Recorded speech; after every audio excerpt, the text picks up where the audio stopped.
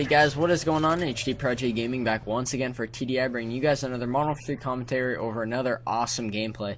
Now a few weeks ago we'd actually posted an SnD gameplay, and it's actually supposed to be this one, but it was still a pretty good gameplay anyways. I believe there are about 14 kills in it, which is very good for SnD, but this is actually very special gameplay. It's actually by another TDI member, TDI Desire, I believe, as the last SnD gameplay was by Reverend, and it's actually a pretty sweet gameplay. I was very impressed by it. I actually always watch gameplays first before I commentate them, whether it's mine, even if I've done it before, you know, of course, since it's my gameplay, I've done it online, but I usually go back and watch the gameplays, watch them over, whether someone sends it to me or whatnot, just to kind of see what's going on and see what the player does, see how the other team reacts, see what the final kill count is.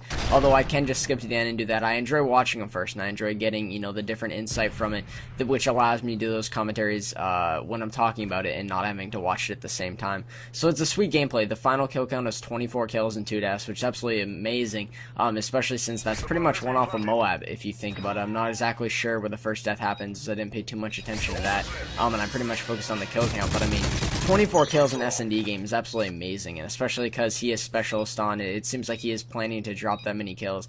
But I know Modern Warfare 2, there were not that many SnD MOABs. I know there were a few that got uploaded to YouTube, and they were actually huge videos, just because of the fact that to get 25 kills in a match of SnD is just almost impossible. You figure there's 6 rounds, you know, there's an over round, or not an over round, that round for the tie at the very end, which can sometimes put into 7, I believe. But for the most part, if you figure 6 rounds, which is that 3 against 3, which would make it a tie game, and that 7th round gives you pretty much a max of 36 kills. So by getting 25, you're almost getting all the kills in the game, minus like those 10 extra kills. So it's pretty amazing when you see people drop these amazing SnD gameplays.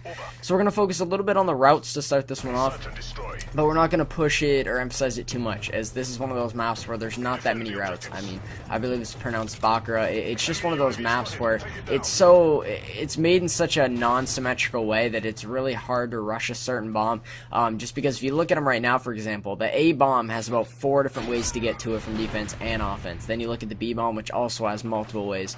So the rushing on this map is not very effective for the most part, but you notice one of the most effective runs, which you see Desire use a lot, is pushing through this building right here, and he's able to pick off anyone overlooking A, as well as kind of cover himself, and he's not out in the open, because especially on these bigger maps, which we've seen a lot in Modern Warfare 3, where a lot of the maps are those that bigger size, we've seen people who really push too fast, or they push into areas where they're too open, and it gets them picked off. And it's not necessarily that he's camping right now, but he's in a very nice position. I would definitely recommend using this building. It allows him to see the left side overlooking A, almost overlooking B. He can see most of the middle half of the map, as well as doubling back right now, which enables him to see, as he just picked up that kill a little bit ago, as the guy was heading through his spawn, which allows him to pretty much cover everyone at this point. Now, it doesn't look like he's playing in a full party, as right now we see that green triangle, which indicates that they're not in his party. So it looks as though he's really playing this one by himself, and I believe he's on about a 5 kill streak right now. So it looked like his game plan going into this game, as I haven't actually talked with him.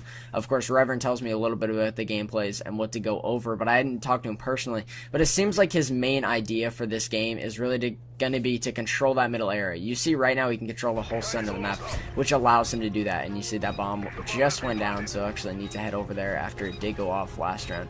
So we're going to focus a little bit on the maps now. So the maps have come out. So far there's been, I believe, 3 maps. You have Liberation, Piazza, Overwatch, and a new map coming out this month on the 20th. And I've been really impressed with them. I personally have caught a lead, and actually had a second code, as when my dad went to GameStop. My dad doesn't really follow video games that much, and when he actually went to GameStop, they actually sold him a second code with the special edition. So he ended up getting 2 codes, which I don't even know why they asked him to do that. So I gave it away to my friend, and he was able to enjoy the maps as well. But I've really enjoyed them. I think they're well-made maps. I think that they do get a little bit of negativity from the community, but I think that's always there. I mean, people purchase COD Elite and then complain about the maps, when in reality, you know, they shouldn't have purchased it, because, you know, that's Call of Duty. All the maps aren't good, but I've enjoyed them a lot. I think Overwatch is definitely my favorite so far. Definitely Liberation is by far my least favorite. It just doesn't have that good feel to it. Almost reminds me of like a failed Wasteland in a way, where they were trying to go for that Wasteland feel where everything's one level, and, you know, it's one of those maps where, you know, you're going to get a nuke or something of that sort. But I just don't think it came out as well as it could have. There's definitely improvements that could have been made to it, but overall I think they were some great maps. I definitely appreciate that they didn't remake old maps, although a remake package would be kind of interesting in the future, as I believe what they're going to do is kind of package maps into sets of 4. So I'm looking probably towards the end of March, or the month after this one, that they're going to look to do a pack for you guys, which will include 4 maps. So I'm assuming that every 2 to 3 months they'll have a map pack for non-elite users, and then other than that they'll just give out 2, 1, maybe 3 at different times of maps each month, as we are guaranteed some sort of drop. And I believe they're going to be adding different things. I've heard on the website Spec Ops missions, maps, a lot of different things. I'm not exactly sure what the other ones were, but I think it would really be interesting if they added guns at this point. I think Call of Duty's done so much with DLC, and they really made it one of those big things in their series, is that's what people look forward to.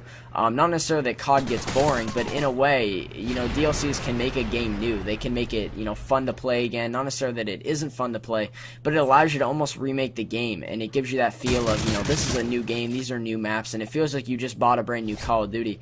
And I think that that's one of the things that some series lack when you look at these other first-person shooters, is a lot of them don't do these big DLCs. They might do a little bit, but a lot of the times a game is made by what comes out after the game comes out, not necessarily what's in it from the beginning and what they do once it's out. Not necessarily the patches and stuff, but what they can do to really make the game better and what they do to improve it. So I definitely think we're looking in the future for a lot of new things in DLCs. I know that it's been recommended a lot of the times that they add guns or, new physical things within the game.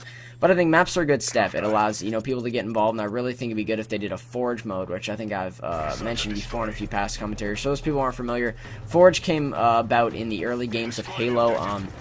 Halo, very similar to Call of Duty in that shooter aspect, but it allowed users to create their own maps, and I think that would really take Call of Duty to the next level if in these DLC packs they somehow allowed someone to create a map, and maybe they were free DLCs.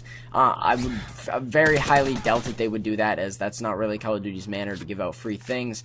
But I really think it'd be interesting if they made something where, there was a paid DLC where these are paid maps, a lot of effort went into them, and then you had these DLCs where people would make them, and you would have different people from all around make a map and then put them into a pack. Halo did something like that in Halo 3, which they discontinued because the game's, not as large as it was before since Halo Reach came out.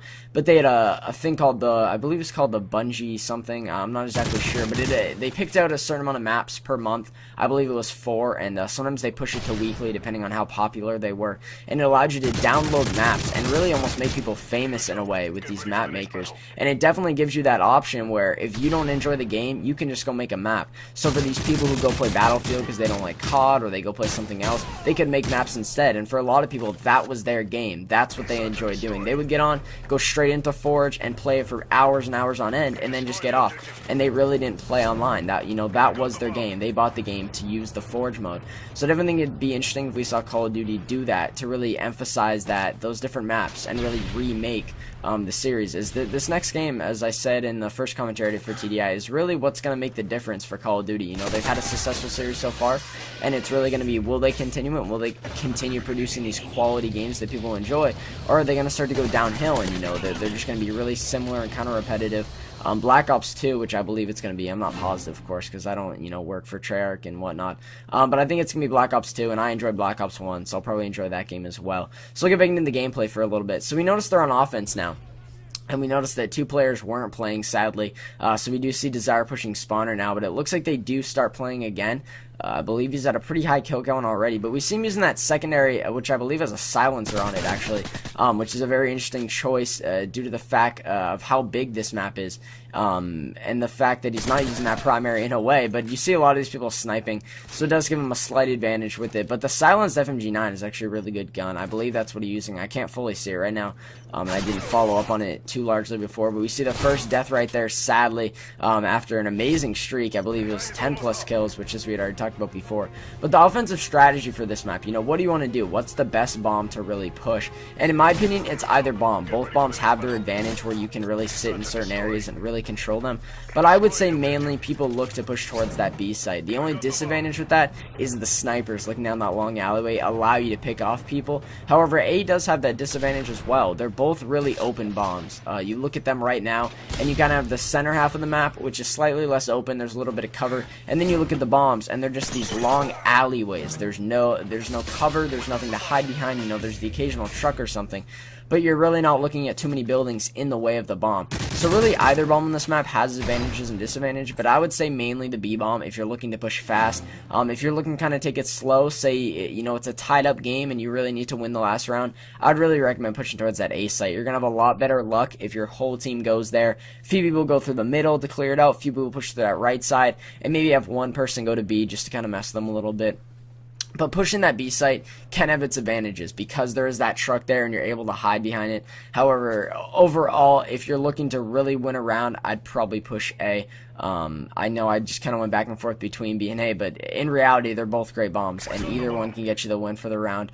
As we see, Desire grab the bomb right here, and it looks like there's only one guy left on this team who's not playing. So it looks like he's going to head towards that B site. But as a solo player on this map, as you see a lot of the times, on Bakaara, you know, whoever's last alive being in that kind of position where there's not really much to do. We see the smarter play going to that B bomb because A requires that cover from your teammates.